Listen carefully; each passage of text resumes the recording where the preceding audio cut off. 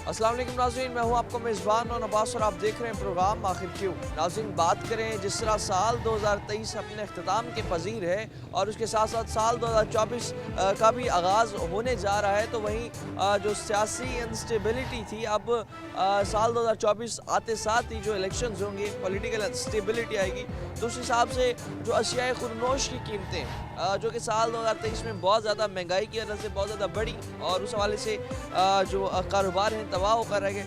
इस हवाले से आज हम गला मंडी में आए हैं, ताजिरों से बात करेंगे कि साल 2023 में जो महंगाई हुई और क्या एक्सपेक्ट कर रहे हैं साल 2024 में पॉलिटिकल स्टेबिलिटी के बाद, क्या जो चीज़ें हैं, ग्राफ है, क्या कम भी होगा या और जिस तरह से कस्टमर फ्लो है बहुत ज़्यादा इनका मुतासिर हुआ, तो उस हिसाब से भी क्या कहेंगे, बात करते हैं। इनसे एक ताजिर मसद मौजूद हैं। अस्सलाम वालेकुम। वालेकुम सलाम। क्या हाल है आप? अल्हम्दुलिल्लाह। देखा कि जिस तरह से पॉलिटिकल इंस्टेबिलिटी रही साल 2023 में, उसके बाद अब साल 2024 में इलेक्शंस भी होने जा रहे हैं, तो कोई ताल्लुक देखते हैं इस तमाम सूरत हाल का शेख और नोश की कीमतों पर? ताल्लुक तो ये है सर, उम्मीद तो अच्छी रखनी चाहिए लेकिन हालात नज़र नहीं आ रहे हैं। जो पोजीशन है बिल्कुल जो है, मकसद ये है कि आवाम की क़ुव्वत ख़रीद ख़त्म हो चुकी है। इस वक्त जो है कारोबार रह गए हैं, गुजारा कर रहे हैं, बस खर्चे निकल नहीं रहे मुश्किल से। जो है पिछले 3-4 साल सख्त ही गुजरे हैं। आगे अल्लाह करे कि पॉलिटिकल स्टेबिलिटी आए तो ये है कि अगर हम बात करें तो जो कीमतें हैं तमाम चीज़ों की, जिसमें आटा, दाल, चीनी, घी, कितने फ़ीसद तक तकरीबन कीमतों में इजाफा हुआ साल 2023 में? 2023 में अगर वैसे रफ सा अंदाज़ा भी लगा लें 30-40% तो इजाफा हुआ है। फिर अपना जो लोगों की क़ुव्वत ख़रीद है उसे बाहर खरीद बहुत ज़्यादा कम हो गया। काम जो 100 रुपये लेके आता है उसको 50 की चीज़ मिलती है बगैर, बस वो इस तरह मुश्किल में है। आधी चीज़ें रह जाती हैं लोगों की, आधी ले जाते हैं, गुजारा करते हैं किसी तरीके से। उधार खाते लगे हुए हैं लोगों के, उसमें जो है वो बस किसी ना किसी तरीके से टाइम को धक्का देने वाली बात है। बस सेल जो है वो भी, उसका ग्राफ भी बड़ा डाउन भी कम हो जाता है। ज़ाहिर बात है, जब चीज़ महंगी होगी तो सेल वाली वैसे ही कम हो जाता है उसका जो है। आगे बात करें साल 2024 में, अगर जिस तरह इलेक्शंस भी हैं, तो क्या समझते हैं ये जो सियासी पार्टियाँ हैं जो अपना मंशूर बयान करती हैं महंगाई कंट्रोल करने का, क्या आज तक कोई पार्टी इस हवाले से कामयाब भी आपको होती नज़र आई? कम जो इतना मतलब वादे वहीद किए जाते हैं, बहुत कम ही लोग, मतलब ये है कि वो पूरे होते हैं वादे। एक आधा वादा पूरा हो जाता है। अक्सरियत महंगाई असल में किसी के कंट्रोल में नहीं है, तो खुद ब खुद ही ये जो जैसे पेट्रोलियम की रेट्स वगैरह बढ़ते हैं, दूसरी चीज़ों के बढ़ते हैं, ऑटोमेटिक ये बढ़ जाती है। कुछ जो है मौसमी हालात की वजह से जो है फसलें वगैरह ख़राब हुई, उसकी वजह से भी जो है ये ऊपर नीचे हो जाते हैं हालात वगैरह जो है। मतलब कोई गवर्नमेंट एज सच अपना वादा पूरा करते इस हवाले से नज़र नहीं है, जो इकोनॉमिकल स्टेबिलिटी जो लाने का जितना भी मंशूर वादे कोई गवर्नमेंट भी पूरा नहीं करती, एक आधा कर देती है, बगैर रह जाते हैं, बस इस तरह ही है पोजीशन। और मौजूदा हालात में कितना ज़रूरी समझते हैं कि इन चीज़ों का जो रेट है उन्हें कंट्रोल में लाया जाए, कि जो हालात हैं आप आवाम के देखते होंगे दूसरे मुल्कों के मुकाबले में हमारे पास रेट काफ़ी ज़्यादा हैं। हालांकि हमारा ज़रूरी मुल्क है, चीज़ों के रेट कम होने चाहिए, लेकिन ये है कि औरों के मुकाबले में काफ़ी ज़्यादा है। अभी पिछले दिनों भाई बता रहा था जी, वहाँ अपना इंडिया के अंदर ऑयल के रेट काफ़ी कम है, दूसरी चीज़ों के कम है, यहाँ हमारे ज़्यादा हैं। हालांकि यहाँ हर चीज़ें पैदा हो रही हैं, हर चीज़ है, लेकिन पता नहीं क्या वजह है, रेट टिक नहीं रहे। बहुत शुक्रिया नाज़रीन। जिस तरह आप बात कर रहे हैं हम मौजूदा हालात के हवाले से, तो उसमें जो दुकानदार तबका है उनका यही कहना है कि जो हालात हैं उसमें जो सेल का ग्राफ है वो बहुत ज़्यादा डाउन हुआ और उस हिसाब से जो सेल है वो भी उस तरह ना हो पाई, और उसके साथ साथ जो कीमतें हैं चीज़ों की वो बढ़ने से जो कस्टमर फ्लो है वो भी बहुत ज़्यादा मुतासिर हुआ। इस वक्त हम एक ड्राई फ्रूट की दुकान पर मौजूद हैं, यहाँ पर भी जो दुकानदार हैं उनसे भी हम बात करेंगे और जानेंगे कि जिस तरह साल 2023 में जो पॉलिटिकल अनस्टेबिलिटी रही, तो इस हिसाब से जो पॉलिटिकल अनस्टेबिलिटी रही तो इस हिसाब से क्या हालात रहे इस कारोबार के, और आगे जब हालात अब बेहतर होने जा रहे हैं सियासी हालात, तो उसके क्या नताइज जो हैं हमारी मईशत पर और दीगर कारोबार पर आ सकते हैं। एक हमारे साथ मज़ीद भी इस हवाले से ताजिर भाई मौजूद हैं, इनसे भी बात करते हैं। अस्सलाम वालेकुम। वालेकुम अस्सलाम। क्या हाल है, कैसे हैं आप? आपकी दुआएं, आप सही हो? मौला अगर हमें बताइएगा कि जिस तरह से बात कर रहे हैं साल 2023 पॉलिटिकली अनस्टेबिलिटी बहुत ज़्यादा रही इस साल में, अब साल 2024 में काफ़ी स्टेबिलिटी आने के इम्कान है, तो क्या समझते हैं कि जब स्टेबिलिटी पॉलिटिकली आएगी तो क्या इकोनॉमिकली भी स्टेबिलिटी उस हिसाब से आ जाएगी? वो एक शेर है कि पेवस्ता रह शजर से उम्मीद बहार रख। अब उम्मीद तो रखनी चाहिए, क्योंकि उम्मीद का दामन जो है वो कभी भी नहीं छोड़ना चाहिए एज ए बीइंग ए मुस्लिम। लेकिन जो पिछले साल गुजरे हैं, गुज़िश्ता मैं तो 2 साल कहूँगा, 2 साल भी नहीं कहूँगा बल्कि पूरा जो टेनोर था वो सारा ही एक मुतनाज़ा निकला है। इकॉनमी इतनी बुरे हालात में हुई है ना, तो उसी दौर में हुई है। जो 4 साल गुज़िश्ता एक उसका जो 16 महीने गुजरे हैं उन्होंने तो फिर बिल्कुल ही तबाह कर दिया है। तो हम जो लाखपति थे, जो पैसे वाले थे, वो पैसे को डबल कर गए हैं। और जो मेरे जैसे, मैं अपनी बात करता हूँ, मुतवस्सत ताजिर जो होते हैं, जो अपना इलाके में थोड़ा सा सोशल वर्क भी कर लेते हैं और घर भी अच्छा चला लेते हैं, वो डूब गए हैं। मैं आपको सही बात, पिछले सालों में हमारी कमर बिलों ने इतना एक्स्ट्रा बिलिंग, घर के, गोदामों के किरायों में इजाफा, फ्यूल, अब जो कुछ काम हुआ है थोड़ा सा सांस आया, अदरवाइज़ जो हमारी गाड़ियाँ आती हैं वो जिससे पूछो 10-10, 20-20 हज़ार रुपया फी बिल्टी ज़्यादा, वजह कि फ्यूल वो हो गया जी, ज़्यादा हो गया। अभी फ्यूल में कमी है। तो मैं कह रहा हूँ कि अल्लाह करेगा कि ये इलेक्शन जो आ रहा है ये हमारे लिए अच्छा साबित हो। इलेक्शन तो जिस तरह अब आ रहा है, हो भी जाएगा इंशाल्लाह। तो क्या समझते हैं जो मंशूर पेश किया जाता है पार्टियों की जानिब से इकॉनमी को बेहतर करने का, और जिस तरह आपका ड्राई फ्रूट्स का काम है उसमें तिजारत जो है, इंपोर्ट एक्सपोर्ट भी बहुत ज़्यादा की जाती है, तो क्या समझते हैं जो इंपोर्ट एक्सपोर्ट हो गई और दीगर हमारे इकॉनमी को बेहतर करने के लिए जो पार्टियां मंशूर पेश करती हैं, पूरे होते हुए भी नज़र आए आप? अगर पार्टियां अपने मंशूर पर मुकम्मल अमल पैरा होती तो आज हमारा मुल्क भी एक स्टेबल मुल्क होता। हर पार्टी का मंशूर पढ़ने में तो बहुत ही अच्छा है, पढ़ने में तो बहुत ही अच्छा है। पढ़ने में तो जो ये 16 माह वाले हैं, जो हमारे जहाँ पाकिस्तान पीपल्स पार्टी, एक थोड़ा सा मैं उन्हें आज दूंगा कि वो जब भी अपने टेनोर में आते हैं तो वो कुछ ना कुछ करते हैं, जैसे ये पैसे बेंजीन कंपोर्ट्स वगैरह, या सैलरियों की डबल बढ़ा देना। मैं उन्हें क्रेडिट दूंगा, मैं मुनाफा से काम नहीं लूँगा पाकिस्तान पीपल्स पार्टी वाले। अदरवाइज़ जो भी 2 बड़ी जमातें हैं, अगर वो अपने मंशूर पर, बल्कि तीनों पार्टियां अपने मंशूर पर अमल पैरा होती ना, तो आज पाकिस्तान बहुत ज़्यादा तरक्की याफ्ता था। नारे लगाते हैं, अमल नहीं करते। नारे लगाने से एक और बात भी सवाल आपसे पूछेंगे कि जो नौजवान तबका है, हर पार्टी कहती है कि नौजवान तबके को आगे लाया जाएगा और नौजवान बासलाहियत, बाहुनर और आला तालीम याफ्ता नौजवान तबके को आगे लाने का पेशकश तो की जाती है, मगर पार्टी में सिर्फ और सिर्फ झंडे उठाने, वोट लगाने की हद तक महदूद रख दिया जाता है। क्योंकि जब पार्टी टिकट की तकसीम की बारी आती है तो जो टिकट है या तो जागीरदारों को मिल जाता है या तो मरूसियत की भेंट चढ़ जाता है। इस तमाम सूरत हाल पे क्या कहें? ये एक हमारी सियासत में कलंक का टीका है कि अभी भी जिन हल्का बंदियों का ऐलान नहीं हुआ, माजरत के साथ आपका चैनल अगर ये ना काटे, तो अभी भी उड़ान भरने के लिए परिंदे तैयार बैठे हुए हैं कि मुझे अगर नून ने टिकट नहीं दिया तो वो ढप करके पैराशूटर बन के पीपल्स पार्टी में आ जाएंगे या किसी दूसरी पार्टी में आ जाएंगे।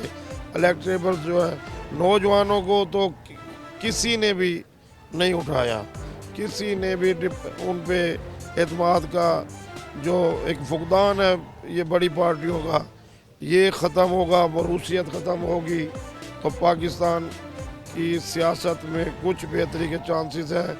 अदरवाइज जब तक ये वडेरे जागीरदार नस्ल दर नस्ल आते रहेंगे तो वो फिर समझ लेंगे वो अपने मफादात के लिए तो काम करेंगे, आप के लिए काम नहीं करेंगे। और इसके साथ साथ ये भी बता दीजिएगा, जिस तरह अब साल 2024 की हम बात कर रहे हैं, इलेक्शनों की भी बात करें, तो क्या स्टेबिलिटी आप देखते हैं कि एक तो कारोबार में आएगी और दूसरा जो अनस्टेबिलिटी रही 2023 में उसने कितना मुतासिर किया? अब देखिए जी, हम तो उम्मीद, मैंने पहले भी वही बात की कि उम्मीद का दामन नहीं छोड़ना चाहिए। अल्लाह बेहतर करेगा। पाकिस्तान की हिफाजत खुद मेरे उस अल्लाह ने ले रखी है, वरना जो हमारे लिसानियात, हमारे मजहबी जो भी सोचें इतनी गंदी हो चुकी हैं कि कारोबार अब हमारे इंस्टेबलिश, ये जो अदम बर्दाश्त की सियासत की वजह से हमारे कारोबार भी मुतासर हो रहे हैं। इसमें बहुत बड़ा फैक्टर है उन लोगों का जो कि मुल्क की भागदौड़ तो संभालते हैं, लेकिन वो कारोबारी तबकात को नज़रअंदाज कर देते हैं। कारोबारी तबके को लोन लेने के लिए अगर जाएं तो मुख्तलिफ शराइत इतनी, उनका सूद इंटरेस्ट रेट इतना है कि एक पठान से अगर एक जो आम लोग कर्जा दे रहे होते हैं उनका रेट कम होगा, गवर्नमेंट ऑफ पाकिस्तान का रेट ज़्यादा होगा, तो क्या कारोबार चलेगा। मैं तो यही अल्लाह ताला से दुआ कहूँ कि अल्लाह हमारे मुल्क पर वो हुक्मरान भेजे, वो हुक्मरान इस इलेक्शन में चुना जाए जो कि मुल्क और हमारे पाकिस्तान के लिए बेहतर हो और नौजवानों के लिए बेहतर हो और हमारे ख़ासकर कारोबारी तबके के लिए हमारे यहाँ से भी इंशाल्लाह बेहतर हो। आखिर में ये भी बता दीजिएगा कि अब जो हालात हैं इस वक्त कारोबार के और सियासत की भी हमने बात की, तो अब इन हालात में क्या आप चाह रहे हैं कि जो हमारा ट्रेड का काम है जिसमें हमने जितना भी हमारा ड्राई फ्रूट्स का जितने भी सामान इंपोर्ट एक्सपोर्ट से आते हैं, तो उस हिसाब से क्या मुतालबा रखना चाहेंगे, जो भी पार्टी मुंतखब हो तो उस सेक्टर को आसान करने के लिए क्या क्या इकदाम उठाएं? हाँ, उन्हें कम अज़ कम बिजली सस्ती करनी चाहिए। सबसे पहला जो मेन मुद्दा है, अभी मेरे ग्रेडिंग का काम है, मेरी मिर्चों की चक्की है, नमक की चक्की है, जो बिल मेरा एवरेज 20,000 22,000 आता था, अब आप यकीन करेंगे कि 1-1 लाख रुपए प्लस मैं बिजली का बिल भरता हूँ। जो ही 25 तारीख 22-23 तारीख गुजरती है, 20 तारीख के बाद हमारा दिल धड़कना शुरू हो जाता है कि आया बिल। जब बिल के फिगर देखते हैं तो गिरने वाली पोजीशन हो जाती है कि यार कहाँ से करेंगे। जो सौदा हमारा 20 रुपये किलो का है वो मुझे भले बिल वाले दिन 15 रुपये किलो बेच के घाटा करना पड़े, मैंने वो बिल पे करने के लिए अपने सौदे को कम रेट में बेचना है कि यार बिल ना कट जाए, बिजली ना कट जाए। तो बिजली एक ऐसा फैक्टर है। दूसरा, अभी देखें कि ज़राअत के ऊपर खाद नहीं मिल रही। अगर खाद मिलेगी तो फसल अच्छी होगी, फसल अच्छी होगी तो मंडी में हमारे पास आएगी तो वो सस्ते दामों बिकेगी, ठीक है ना। तो मैं यही उम्मीद रखता हूँ, यही मुतालबा करता हूँ गवर्नमेंट से कि बिजली के रेट्स कम किए जाएं, सुई गैस वगैरह के गैस के रेट्स कम किए जाएं। पेट्रोल जिस तरह पीछे आया है तो गैस को ऊपर चढ़ा दिया गया, तो वो गैस से भी तो भाई हमारी इंडस्ट्री चलती है ना, हमारा चूल्हा चलता है ना। अगर हम घर से बाहर नाश्ता करेंगे, घर वाले कहते हैं गैस नहीं आया, ज़हनी टेंशन घर से शुरू हो जाती है, कारोबार क्या करेंगे। तो गैस, बिजली, सेहत और ये ऐसी चीज़ें, टैक्सेस, इनको जो भी हुकूमत आए उसे चाहिए कि वो इतनी एक रेंज में रखे कि एक छोटा ताजर भी उसे आसानी भर सके, उसे भरा जा सके। आप देख सकते हैं जिस तरह हालात हैं उसमें जितने भी ताजिर तबका है ये मुतालबा कर रहे हैं कि जो अब मौजूदा हुकूमत जो अब मुंतखब होगी, मुंतखब होने के बाद जौन से भी हुकूमत जो आएगी तो उसे चाहिए कि जो जो इक़दामात कारोबार के लिए बेहतर हैं, जिसमें बिजली के बिलों में कमी, सुई गैस के बिलों में कमी और उसके साथ साथ इंपोर्ट एक्सपोर्ट पर जो एक्स्ट्रा टैक्सेस लगा दिए जाते हैं जिसकी वजह से कारोबार करना, तिजारत करना बहुत ज़्यादा अब मुश्किल हो जाता है, तो उन टैक्सेस को अभी जो गवर्नमेंट है कुछ कम करे और कारोबार करना पाकिस्तान में आसान करे, ये मुतालबात किए जा रहे हैं। और जो शे खुरनोश की कीमतें जो हैं जिनमें सबसे ज़्यादा इजाफा हुआ, 30% जो महंगाई की शरह है मौजूदा साल में बढ़ी, तो उससे भी कंट्रोल करने के लिए अब जो आइंदा साल होने जो इलेक्शन होने जा रहे हैं तो उसमें जो भी हुकूमत मुंतखब होती है तो आवाम ने उसे बहुत ही ज़्यादा उम्मीदें वाबस्ता कर रखी हैं और देखना ये होगा क्या आने वाली हुकूमतें भी आवाम की उम्मीदों पर पूरा उतरती हैं या नहीं। मज़ीद भी सवाल से बात करते हैं, एक वक्त तो एक शॉर्ट ब्रेक हमारे साथ होएगा।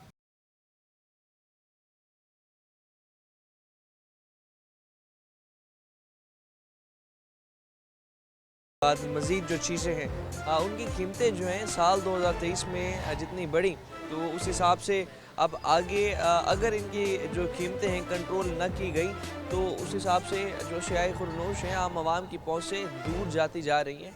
आम गरीब शहरी जो है उसके लिए ख़रीदना एक वक्त की रोटी बहुत ज़्यादा मुश्किल हो चुका है। कुछ दुकानदार मज़ीद भी मौजूद हैं, उनसे भी बात करते हैं कि जिस तरह से जो कीमतें हैं जिस तरह एक दफ़ा साल 2023 में हमने देखा कि बढ़ गई, तो साल 2024 में जो पॉलिटिकल स्टेबिलिटी आएगी तो उस हिसाब से जो कीमतें हैं क्या उसमें कमी आ सकती है। और इसके साथ साथ जो कारोबार है जितना साल 2023 में मुश्किल रहा, तो क्या उम्मीदें समझते हैं कि साल 2024 में जो कारोबार है हालात कैसे होंगे। कुछ हमारे साथ जो ताजिर हैं इस हवाले से और भी मौजूद हैं, उनसे भी बात करते हैं और उसके साथ साथ जानते हैं कि कितने % जो कीमतें ये इसमें जो है इजाफा हुआ और उसके साथ साथ कितना जो कारोबार है मुतासिर हुआ। एक और भी दुकानदार हमारे साथ मौजूद है, बात करते हैं। अस्सलाम वालेकुम। वालेकुम सलाम जनाब। क्या हाल है? अल्हम्दुलिल्लाह, अल्लाह का शुक्र है। कितने फ़ीसद जो अशय खुरनोश है जिसमें तमाम चीज़ें इस वक्त आपकी दुकान पर भी मौजूद हैं कमी आई, और उसके साथ साथ जो आपका सेल का एक ग्राफ था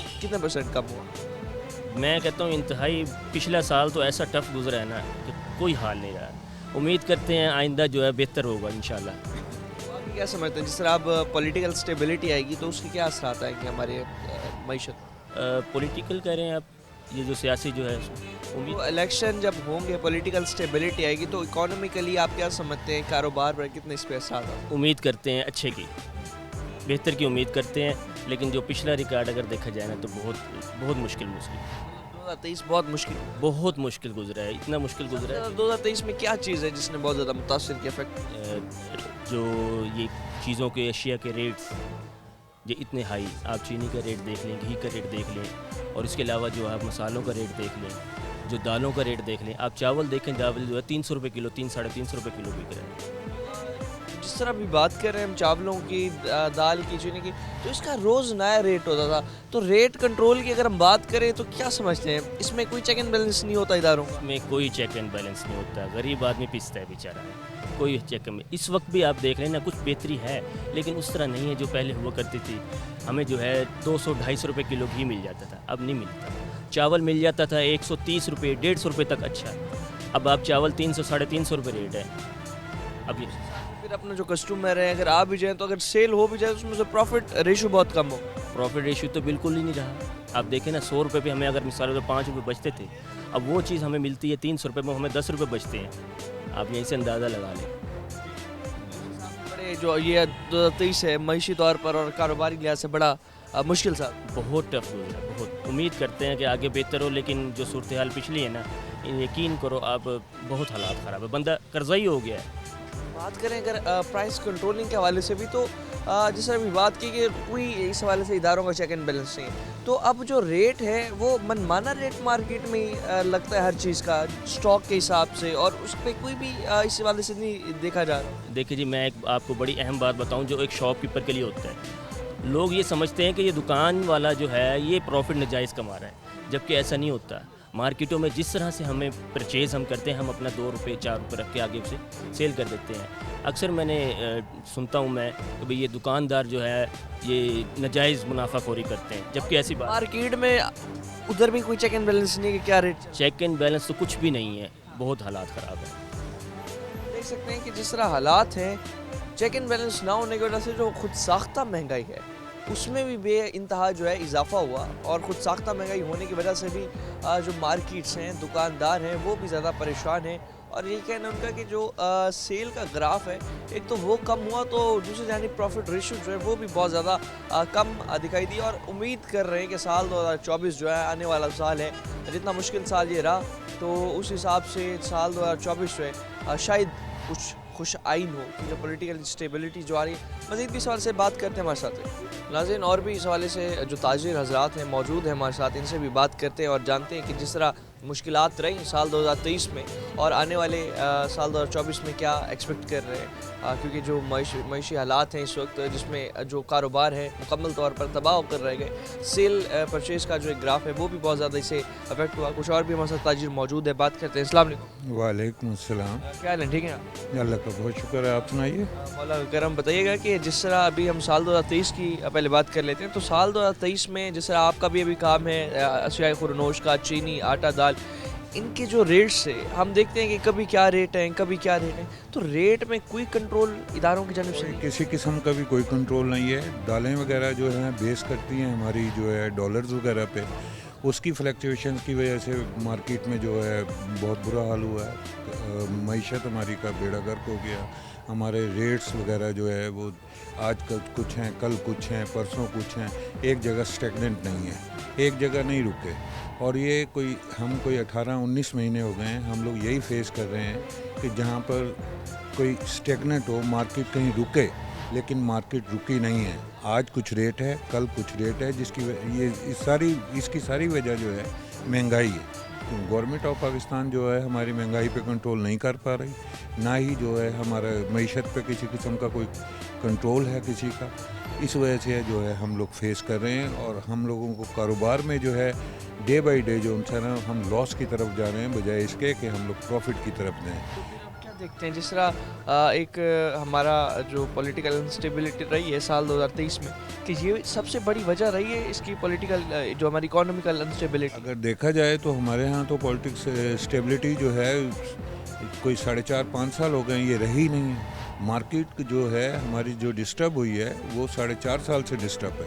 अब आप ये देखें कि पहले मार्केट में जो रेट्स बढ़ते थे 50 पैसे, 25 पैसे, 1 रुपये के करीब बढ़ता था। अब जब 4-4.5 साल में हम लोगों ने जो फेस किया है 100 रुपये, 50 रुपये, 200 रुपये, 500 रुपये तक रेट इंक्रीज़ हुआ है। अगर हम किलो पीछे जाएं, अगर हम 1 किलो के पीछे बात करते हैं तो 1 किलो पे पहले 50 पैसे का इंक्रीज़ था या 1 रुपये का इंक्रीज़ था।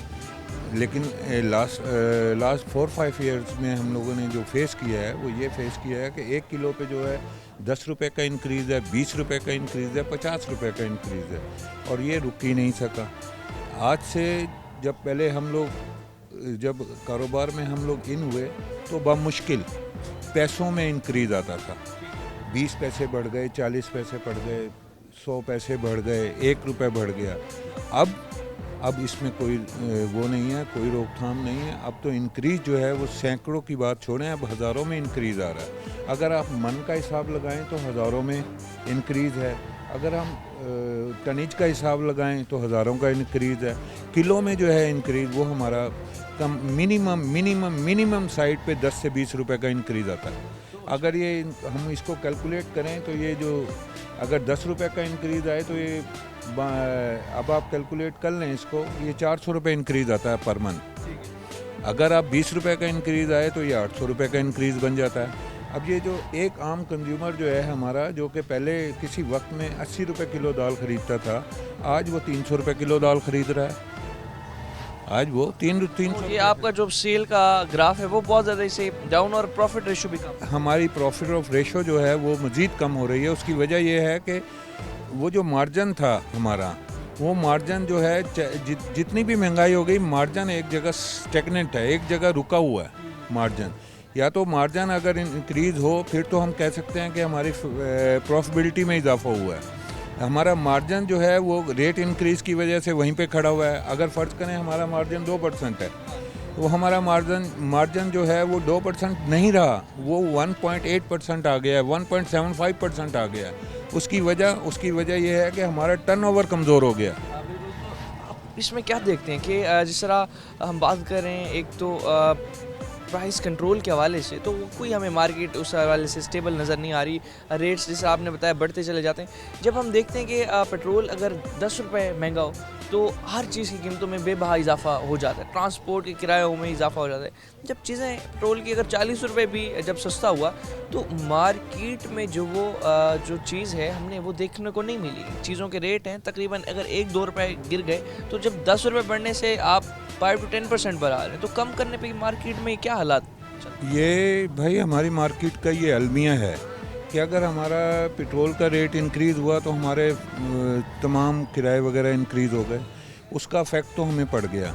लेकिन जब रेट डिक्रीज़ हुए तो किराए वगैरह जो ना किसी ने कोई कम नहीं किए, वो वहीं पे खड़े हुए हैं। अगर एक गाड़ी का हमारा किराया 46,000 रुपये बनता है, वो अगर उस टाइम जो है पेट्रोल का रेट था 325 रुपये या 310 रुपये, आज पेट्रोल का रेट है 282 रुपये, लेकिन किराया वही 46 का 46,000 रुपये खड़ा हुआ है। अब इसका इफेक्ट भी तो मार्केट पे पड़ता है ना।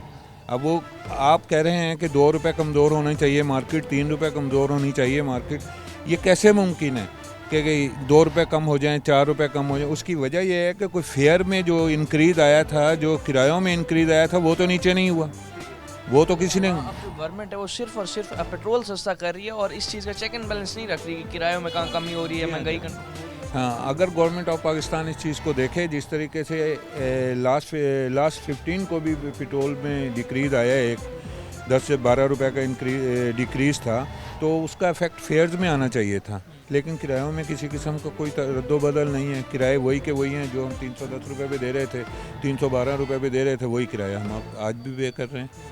लेकिन इसमें कोई, हाँ, किरायों में अगर थोड़ा सा वो आ जाए तो एक गाड़ी पे अगर किराया उसी परसेंटेज से अगर कम हो, जिस परसेंटेज से पेट्रोल की रेशो कम हुई है, तो पर केजी, मैं पर केजी की इसलिए बात करूँगा क्योंकि हमारी जो रिटेल बेस है, वो ख़ास तौर पे जो हमारी मार्केट है वो रिटेल बेस है।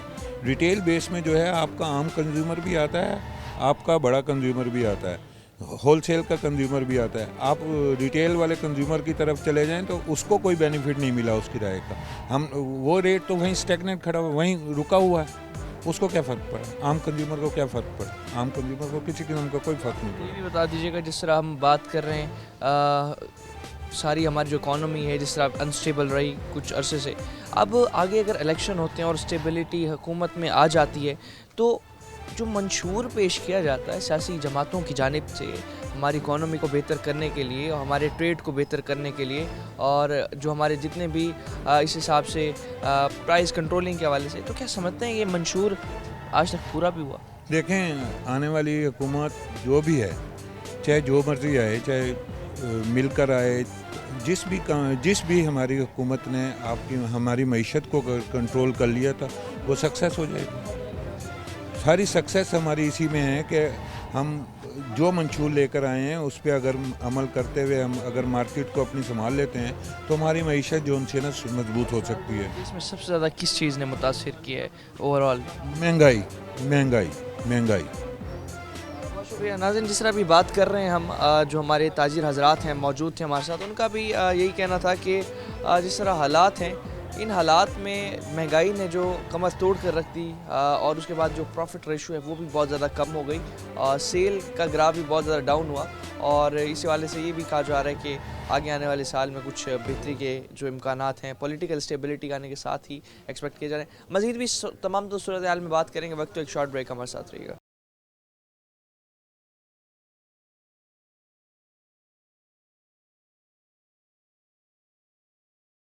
वेलकम बैक नाज़रीन।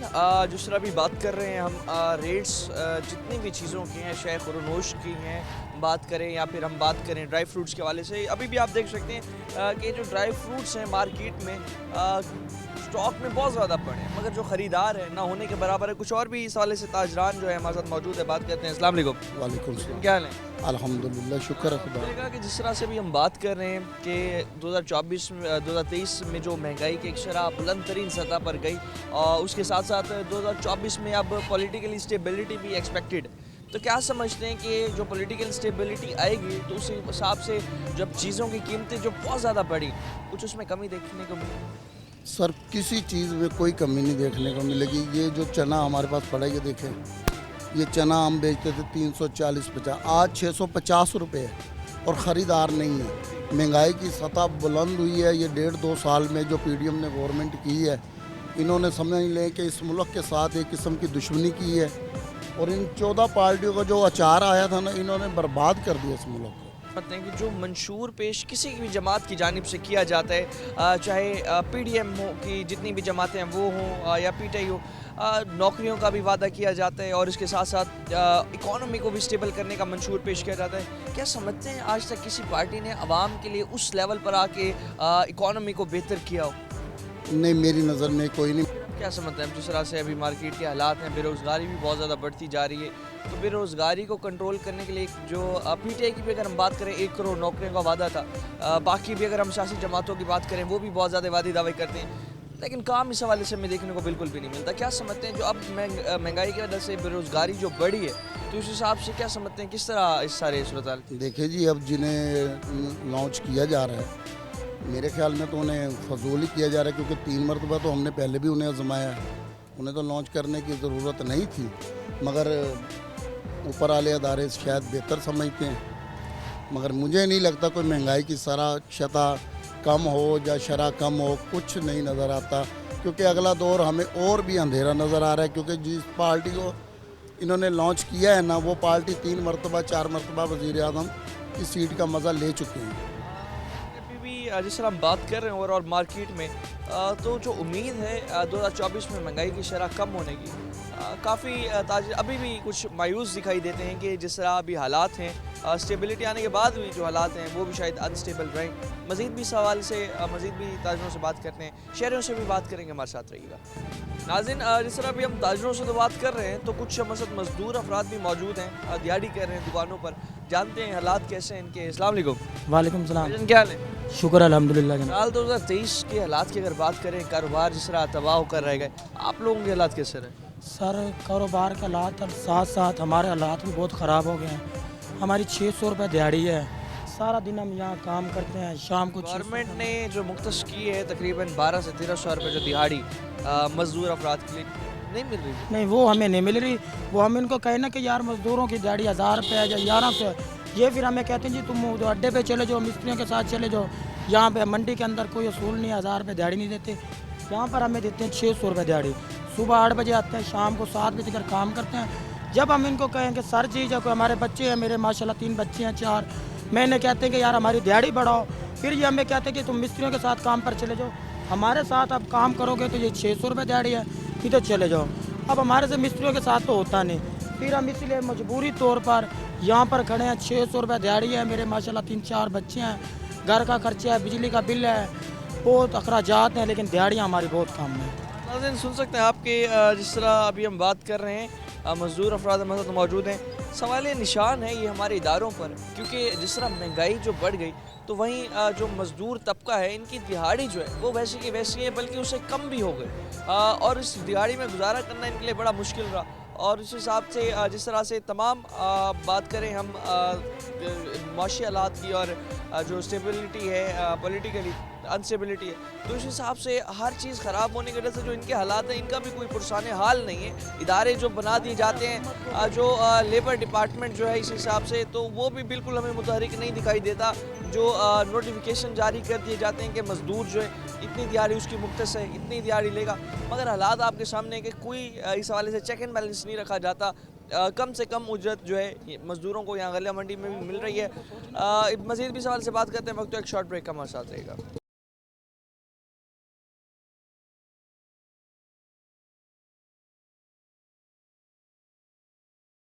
वेलकम बैक नाज़रीन। जिस तरह हमने आपको माशी हालात दिखाए, कारोबारी हालात दिखाए, और जितनी अनस्टेबिलिटी रही हमारे कारोबारी हालात में, और उसकी वजह से ताजिर तो एक तरफ परेशान थे ही थे, तो दूसरी जानिब जो लेबर है, जो दुकानों पर लेबर काम करती है, जब सेल नहीं होती तो लेबर को फारिग कर दिया जाता है, निकाल दिया जाता है। कुछ लेबर भी सवाल से मसद मौजूद है जो कि अपना काम कर रही है दुकानों पर। तो जिस तरह अभी तमाम तर सूरत हाल में अगर बात करें, जिस तरह जो कारोबार के हालात रहे, कभी अप कभी डाउन, तो उस हिसाब से जो लेबर है उन्हें भी बड़ी मुश्किलात का सामना करना पड़ा। और मौजूदा महंगाई की वजह से जो हालात हैं हमारे मज़दूर तबके के, वो कितना इस हवाले से मुतासिर रहे। कुछ मज़दूर हमारे साथ मौजूद हैं, बात करते हैं। अस्सलाम वालेकुम। वालेकुम अस्सलाम। आप रहेगा कि जिस तरह से अभी बात कर रहे हैं हम साल 2023 के हवाले से, कारोबार तो तबाह रह ही रहे, आप लोगों का कितने हालात ख़राब? सर जी, हमारे हालात ये हैं कि हम तो महंगाई की चक्की में पिस रहे हैं। क्यों? हमारी सैलरी तो बढ़ नहीं रही। तो बात यह है कि महंगाई का ज़ोर है। बिजली के बिल देख लें, अभी मेरा घर का 65 यूनिट का बिल, अब मानेंगे आप 2500 रुपये आया। अब बताओ जी, मेरी दिहाड़ी है 700 रुपया, अब मैं 2500 का बिल कैसे भरूं? मेरा अभी कह रहे, मैंने गया वापडा का दफ्तर, मैंने कहा जी ये 65 यूनिट का 2500 बिल आ गया। कह रहे जी आपने गर्मियों में 200 यूनिट चलाया था, अब वो 6 महीने, अब वो 6 महीने का कसूर, अब मैं बताया ना, 65 यूनिट कैसे, मैं 40 रुपये यूनिट से बिल आ गया, मैं कैसे भर सकता हूँ? मेरी 700 रुपये तो दिहाड़ी है मेरी। मतलब बिल भरना इस साल बड़ा एक तो मुश्किल रहा, मुश्किल हो गया। और उसके साथ साथ जिस तरह बात कर रहे हैं कि कारोबारी हालात जहाँ बहुत ज़्यादा ख़राब रहे, तो सेल जो है दुकानदारों की उस हिसाब से हुई नहीं, और आमदनी इतनी कमाई नहीं, तो लेबर जो है उसे भी बड़ी सवाल से मुश्किलात का सामना। जब शाम को हम अपनी दिहाड़ी मांगते हैं, उनकी सेल नहीं होती, वो हमें कहते हैं अभी यही है, लेने लो, नहीं तो आप सुबह को ना आना, हम खुद काम कर लेंगे आपकी जगह। तो हम क्या करें? हम बच्चों को भूखे मारे, हमें तो 500 भी देंगे, हम काम करेंगे। ठीक है, तो आगे आने वाले साल में कोई बेहतरी नज़र आती?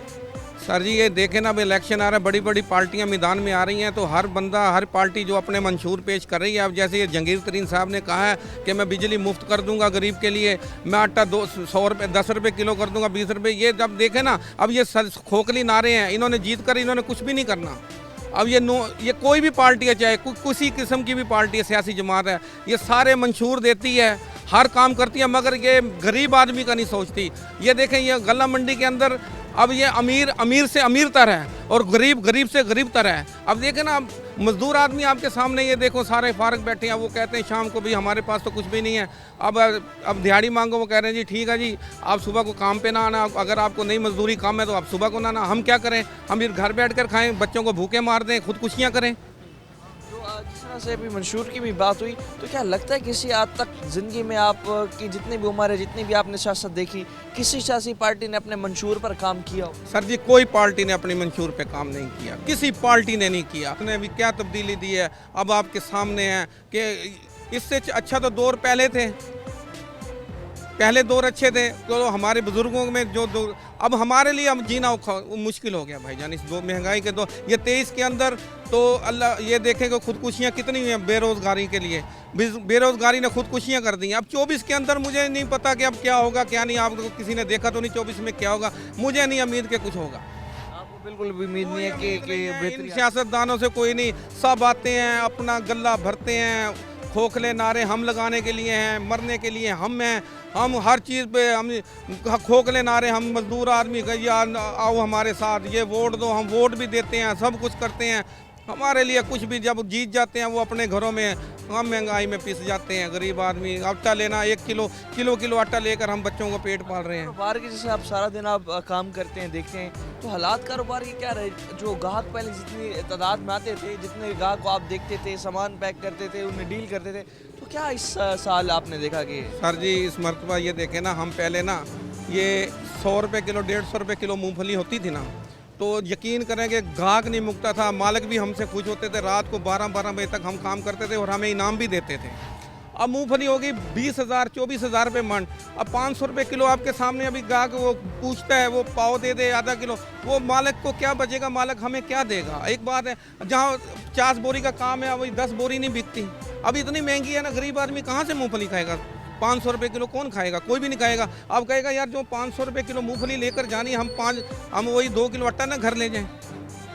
अभी को आटा भी एक तरफ पूरा करना अभी मुश्किल है। बाकी भी अगर ड्राई फ्रूट्स के वाले से थोड़ा थोड़ा बता दें तो उनकी भी कीमतों में कितना दूध आता है? ये खजूर आप देख लें, खजूर आपके क्या रेट है, ये बादाम कितने महंगे हैं, काजू, ये तो गरीब आदमी के लिए ख्वाब बनकर रह गए हैं। ये तो गरीब आदमी तो ख्वाब में भी खा नहीं सकता, ख्वाब में भी नहीं आती ये चीज़ें। हम ये जो इतनी महंगाई में हम कहाँ, अब देखें ना 700-800 रुपये दीवार है, हम क्या उधर में काजू खाएंगे, बादाम खाएंगे, क्या लेके जाएंगे? हम आटा लेकर चले जाएं, घी लेकर पाइया का पैकेट हम घी का लेके जाते हैं, तो हम क्या करें? मुझे बताओ, हम काजू ये बादाम पिस्ता कैसे खा सकते हैं? इतने महंगाई नहीं है, हम नहीं, हमारे पहुंच से बहुत दूर है ये। देख सकते हैं आपके जिस तरह एक तो हमारे हालात जो हैं कारोबार के बहुत ज़्यादा तबाह रहे, और दूसरी जानिब जो मज़दूर तबका है जो दुकानों पर या दिहाड़ी करके अपना रोज़ी रोटी कमा कर बच्चों का पेट भरता है, मगर जो हालात कारोबार के एक तरफ बहुत ज़्यादा ख़राब रहे, तो दूसरी जानिब जो ये मज़दूर तबका है इन्हें भी पूरी दिहाड़ी मिलना इनके लिए भी बड़ा मुश्किल हो चुका था। जब काम ही नहीं था मार्केट में, कस्टमर ही नहीं आ रहे थे, तो जो दुकानदार जो होता था, मालिक होता था, उसके पास इतने पैसे भी नहीं थे कि इनकी भी दिहाड़ी पूरी दे सके, इन्हें भी पूरा जो इनका दिन का खर्चा है वो दे सके। तो उस हिसाब से इनके लिए भी जो हालात हैं बहुत ज़्यादा गंभीर रहे 2023 में। और ये भी इनका कहना है कि हर पार्टी जो है मंशूर जो बयान करती है उसमें गरीब आदमी के लिए बहुत बड़ा रिलीफ अनाउंस कर दिया जाता है। हर पार्टी ने इलेक्शन से पहले बहुत बड़ा रिलीफ अनाउंस किया, मगर जो हालात हैं, मुल्क की हालात अब आपके सामने हैं। और हमेशा हालात जो हैं सियासतदान जो हैं इक़्तिदार में आने के बाद जो आवाम के साथ करते हैं, तो उस हवाले से जो मज़दूर तबका है, और बल्कि इनका ये भी कहना है कि जिस तरह 32,000 उजरत भी जो मुख्तस की गई, जो 32,000 मजदूर अफराद की उजरत मुख्तस की गई, तो उसमें भी जो हमारे इदारे हैं, लेबर डिपार्टमेंट है, वो भी मुकम्मल तौर पर नाकाम दिखाई देते हैं कि मजदूर अफराद जितने भी हैं पूरे मुल्तान शहर में, पूरे पाकिस्तान में, उन्हें उनकी उजरत जो है पूरी दिलवाने में मज़ीद भी जो इस हवाले से अवामी मुश्किलात हैं और आवाम को क्या लगता है कि जिस तरह साल 2023 मुश्किल रहा और साल 2024 में क्या एक्सपेक्टेशंस हैं हुक्मरानों से और इसके साथ साथ पॉलिटिकल स्टेबिलिटी से, कितनी उम्मीदें वाबस्ता हैं अवाम को, इस तमाम तर सूरत हाल में मज़ीद भी बात करेंगे। लेकिन फ़िलहाल के लिए अपने मेज़बान और अब्बास को दीजिए इजाज़त। अल्लाह के बाद।